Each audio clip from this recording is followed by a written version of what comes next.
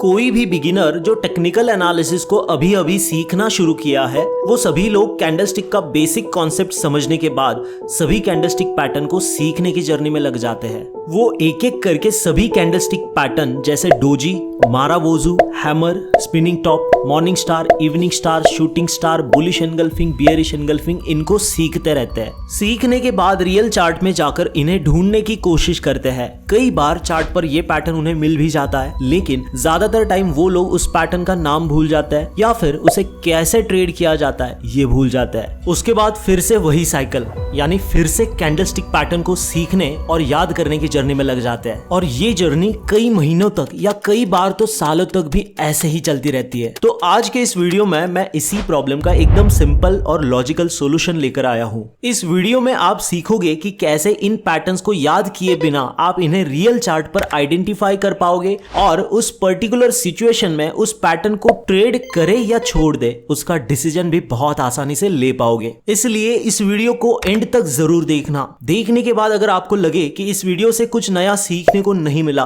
तो इस वीडियो को डिसलाइक जरूर करके जाना। दोस्तों, स्टॉक मार्केट में ज्यादातर ट्रेडर्स कैंडलस्टिक का सिर्फ पैटर्न याद करने में लगे रहते हैं और बेसिक फॉर्मेशन को ही स्किप कर देते हैं। इसीलिए हम सबसे पहले कैंडलस्टिक के बेसिक फॉर्मेशन को अच्छे से समझेंगे। तो कैंडलस्टिक चार्ट का वो हिस्सा होती है जो हमें बताती है कि किसी पर्टिकुलर टाइम पीरियड में प्राइस में क्या हुआ। एक कैंडलस्टिक में 4 इंपॉर्टेंट डेटा पॉइंट्स होते हैं: ओपन, हाई, लो, क्लोज, जिसे हम OHLC वैल्यूज भी कहते हैं। ओपन हमें बताता है कि उस टाइम पीरियड में प्राइस की शुरुआत कहां से हुई थी। क्लोज से हमें पता चलता है कि उस टाइम पीरियड में प्राइस वहां क्लोज हुई और वो पर्टिकुलर कैंडल कंप्लीट हो गई। हाई से हमें पता चलता है कि उस कैंडल में सबसे ऊपर प्राइस कहां गई थी और लो से हमें यह पता चलता है कि प्राइस सबसे नीचे कहां गई थी। चलिए एक लाइव एग्जांपल में समझते हैं और देखते हैं कि एक लाइव कैंडल बनती कैसे है। तो चार्ट में आप देख सकते हैं कि प्रीवियस कैंडल यहां क्लोज हुई और यहां से नई कैंडल की शुरुआत हुई, यानी ये है नई कैंडल का ओपन। और आप देख सकते हैं कि प्राइस कभी ओपनिंग प्राइस से नीचे जा रही है, कभी ऊपर जा रही है। और जब प्राइस ओपनिंग प्राइस के नीचे चल रही होती है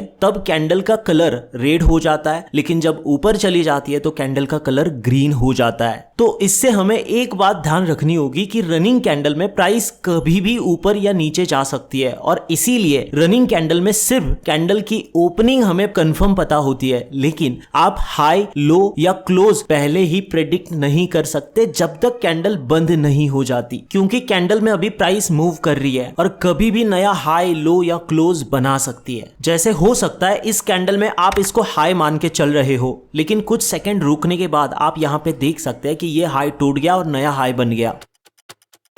अब फाइनली कैंडल क्लोज हो चुकी है और आप ये कह सकते हो कि ये ओपन है, ये क्लोज, ये हाई और ये लो है। और दोस्तों, एक कैंडल के 3 इंपॉर्टेंट कंपोनेंट होते हैं: अपर शैडो, लोअर शैडो और बॉडी। जब आप इस एडवांस टेक्निक के जरिए किसी कैंडल को ट्रेड करना चाहते हो तब हमें कैंडल की टोटल रेंज को भी ध्यान रखना होगा। टोटल रेंज यानी उस कैंडल के बनने के दौरान प्राइस ने सबसे ऊपर और सबसे नीचे कहां तक मूव किया, इन दोनों के बीच का अंतर ही टोटल रेंज कहलाता है। उदाहरण के लिए मान लेते हैं इस कैंडल का हाई है 105 और लो 95, तो इस कैंडल की टोटल रेंज बनेगी 10। अब दोस्तों, जनरली कैंडलस्टिक में 2 कॉमन टाइप की कैंडल होती है, बुलिश और बियरिश। जब किसी कैंडल में ओपन नीचे और क्लोज ऊपर होता है तो जनरली उस कैंडल को बुलिश कैंडल बोला जाता है और ये ग्रीन कलर में दिखाई जाती है। और जब किसी कैंडल में ओपन ऊपर और क्लोज नीचे हो रहा हो तब उसे बियरिश कैंडल बोला जाता है और ये रेड कलर में दिखाई जाती है। कैंडलस्टिक का इतना बेसिक अगर आपको पता है तो कोई भी कैंडलस्टिक पैटर्न जो आपके सामने बन रहा है उसके दौरान खुद से आपने ये 2 सवाल पूछने हैं। पहला, उस कैंडल के टोटल रेंज के कंपैरिजन में उस कैंडल का क्लोज कहां हुआ है, और दूसरा, उस कैंडल का साइज अपने कुछ रिसेंट प्रीवियस कैंडल के कंपैरिजन में कितना बड़ा या छोटा है। तो फर्स्ट क्वेश्चन हम सबसे पहले देख लेते हैं। इस क्वेश्चन के आंसर से आप जान पाओगे कि उस कैंडल में प्राइस को किसने कंट्रोल किया है, बायर ने या सेलर ने। जैसे इस कैंडल में आप देख सकते हो कि प्राइस यहां ओपन हुआ, नीचे लो, ऊपर हाई और हाई के थोड़ा ही नीचे क्लोज हुआ। तो कैंडल की टोटल रेंज के कंपैरिजन में क्लोज हाई के ज्यादा नजदीक है, और अगर किसी कैंडल का क्लोज उस कैंडल के हाई के ज्यादा नजदीक है तो उस कैंडल में बायर का स्ट्रॉन्ग कंट्रोल होता है, जैसे कि इस कैंडल में है। अब आप इस कैंडल को देखो, वैसे तो ये ग्रीन कैंडल है जिसे आप बुलिश कैंडल कह सकते हो, लेकिन इसका मतलब ये नहीं है कि इसमें बायर का स्ट्रॉन्ग कंट्रोल है। ध्यान से देखिए, इस कैंडल का क्लोज इसके लो के ज्यादा नजदीक है, इसीलिए इस कैंडल में सेलर का स्ट्रॉन्ग कंट्रोल है, बायर का नहीं। अब आप इन दोनों कैंडल को देखो, इन दोनों में इनके टोटल रेंज को देखते हुए इनका क्लोज कहीं इनके सेंटर के आसपास में हुआ है। इससे हमें ये पता चलता है कि प्राइस में ना ही बायर का स्ट्रॉन्ग कंट्रोल है और ना ही सेलर का, यानी यहाँ कंफ्यूजन है, जिसे हम इनडिसीजन भी बोलते हैं। तो आपने हमेशा ये याद रखना है कि अगर किसी कैंडल को देखकर आप बाय करना चाहते हो तो उस कैंडल में बायर का स्ट्रॉन्ग कंट्रोल होना चाहिए। जब सेल करना चाहते हो तो उस कैंडल में सेलर का कंट्रोल होना चाहिए। और अगर किसी कैंडल में कंफ्यूजन या इनडिसीजन है तो उस कैंडल पे ट्रेड नहीं करना चाहिए। अब शायद यहाँ आप ये सोच रहे हो कि चलो ये तो सिंगल कैंडल थी जिसमें टोटल रेंज और कैंडल के क्लोज को देखकर आप बायर या सेलर का कंट्रोल इजीली पता कर सकते हो, लेकिन कुछ कैंडलस्टिक पैटर्न तो 2 या 3 कैंडल से बनते हैं, तो उनको कैसे ट्रेड करें? तो इनको ट्रेड करने के लिए आपने लेटेस्ट कैंडल के साथ कुछ प्रीवियस कैंडल को भी देखना होता है। जैसे ये एक लेटेस्ट कैंडल है जिसमें आप क्लियरली देख सकते हो कि उसका क्लोज अपने हाई के ज्यादा पास हुआ है, मतलब ये बायर ने कंट्रोल की हुई कैंडल है। लेकिन इन प्रीवियस 2 रेड कैंडल को देख के आपको शायद लग रहा होगा कि इनमें तो जम के सेलिंग आई थी, यानी इसमें सेलर का ज्यादा स्ट्रॉन्ग कंट्रोल है। तो क्या मार्केट कंफ्यूजन में है या बायर और सेलर में से किसी एक ने प्राइस का कंट्रोल अपने पास ले लिया है? तो इसे समझने के लिए आपको इन तीनों कैंडल को एक साथ कंबाइन करके देखना होगा। इन तीनों कैंडल की टोटल रेंज पता करने के लिए आपको इन 3 में से सबसे ऊपर गई हुई कैंडल का हाई और सबसे नीचे गई हुई कैंडल का लो मार्क करना होगा, जो ये है। और उसके बाद पहली कैंडल का ओपन और आखिरी यानी लेटेस्ट कैंडल का क्लोज देखना होगा। तो इनको कंबाइन करके आपके सामने एक नया कैंडल बन के आ गया है। इस नए कैंडल में आप क्लियरली ये देख सकते हो कि इसका क्लोज कैंडल के हाई के ज्यादा नजदीक है। तो अब आप ये कह सकते हो कि इन तीनों कैंडल के प्राइस एक्शन को देखते हुए प्राइस को बायर ने कंट्रोल किया है।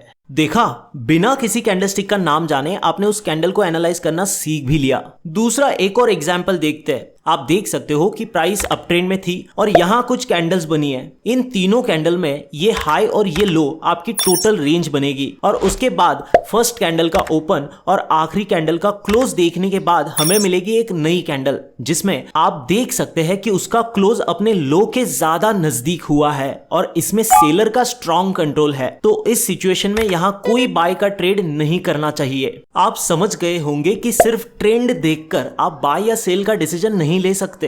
अब इन तीनों कैंडल से कौन सा पैटर्न बन रहा है हमें उससे कोई लेना देना नहीं है और उसकी जरूरत भी नहीं है। इस सिंपल ट्रिक से आप किसी भी पैटर्न को आसानी से ट्रेड कर सकते हो। अभी मैं हमारे सेकंड क्वेश्चन पे आता हूं, जिसमें हम देखेंगे कि उस कैंडल का साइज अपने रिसेंट प्रीवियस कैंडल के कंपैरिजन में कितना बड़ा या छोटा है। ये देखना इसलिए भी जरूरी है कि हम जब चार्ट पर कैंडल को पढ़ते हैं तो हमारा मकसद होता है कि बायर्स और सेलर की पावर को समझना। तो आपको ये जांचना होगा कि क्या पिछली कुछ कैंडल्स भी उसी डायरेक्शन में मूवमेंट को सपोर्ट कर रही है या नहीं। जैसे एक सिंपल एग्जांपल लेते हैं। मान लो प्राइस नीचे गिरने के बाद एक सपोर्ट जोन पर पहुंचता है और वहां पर एक स्ट्रॉन्ग बुलिश कैंडल बनाता है। अब इस कैंडल को देखकर आपको यह लग सकता है कि बायर ने प्राइस पर पकड़ बना ली है, लेकिन रुकिए, आपको इससे पहले की कुछ कैंडल्स भी देखनी होंगी। अगर उन कैंडल में जब प्राइस नीचे आ रहा था लगातार सेलर का कंट्रोल दिखाई दे रहा था और वो सारी कैंडल्स बड़ी थी, तो हमें ये देखना होगा कि जो अभी की बुलिश कैंडल बनी है क्या वो उन कैंडल्स के मुकाबले साइज में बड़ी और ताकतवर यानी स्ट्रांग है या नहीं।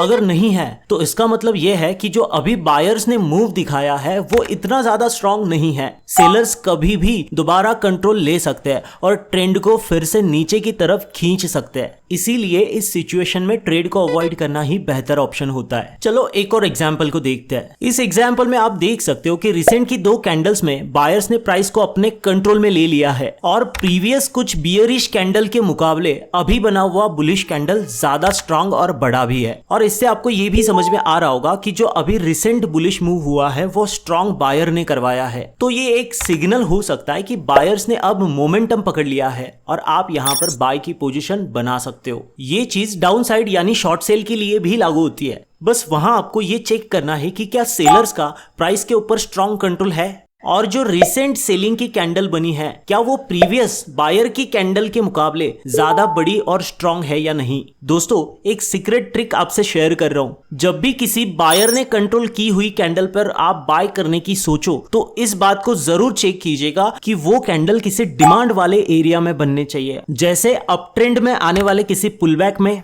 या ब्रेकआउट के बाद किसी रीटेस्ट पे, या डाउन ट्रेंड में आने वाले किसी स्ट्रांग सपोर्ट पे। और इसका एग्जैक्ट अपोजिट, जब किसी कैंडल को आप सेल करना चाहो तो वो किसी सप्लाई वाले एरिया में बननी चाहिए, जैसे डाउन ट्रेंड में किसी पुलबैक पे, ब्रेकडाउन के बाद आने वाले रीटेस्ट पे, या फिर अप ट्रेंड में किसी आने वाले स्ट्रॉन्ग रेजिस्टेंस के नीचे। क्योंकि डिमांड वाले एरिया में बायर ज्यादा स्ट्रांग होते हैं और सप्लाई वाले एरिया में सेलर ज्यादा स्ट्रांग और एक्टिव होते हैं। तो दोस्तों हर कैंडल पैटर्न के पीछे एक स्ट्रांग साइकोलॉजी होती है कि कौन उस कैंडल में मार्केट को कंट्रोल कर रहा है, बायर या सेलर, और यही सबसे इंपॉर्टेंट पॉइंट बन जाता है। और यही सब मैं अपने स्टूडेंट्स को भी डीपली सिखाता हूं। सिर्फ नाम याद रखने से कुछ नहीं होगा जब तक आप कैंडल के पीछे की सोच को नहीं समझते। और अब आप ये सीख चुके हो तो कोई कैंडलस्टिक पैटर्न को याद रखने की जरूरत नहीं है। वैसे ऐसे ही कुछ प्राइस पैटर्न्स भी होते हैं और उनकी अगर एडवांस टेक्निक को आप सीखना चाहते हो तो नीचे कमेंट कीजिए प्राइस पैटर्न, मैं अगला वीडियो उस पर बनाऊंगा। और हाँ, अगर आप स्टॉक मार्केट के बारे में सीरियस हो और उसे डिटेल में सीखना चाहते हो तो एक स्टॉप लॉस से भी कम फीस में आप सीख सकते हो द कंप्लीट ट्रेडर कोर्स में, लिंक डिस्क्रिप्शन में है। तो दोस्तों अगर ये वीडियो आपको पसंद आया हो तो प्लीज एक प्यारा सा लाइक ठोक दो और प्राइस पैटर्न की ऐसी ही एडवांस टेक्निक सीखने के लिए कमेंट करिए प्राइस पैटर्न। मिलते हैं अगले वीडियो में नई लर्निंग के साथ। Thank you.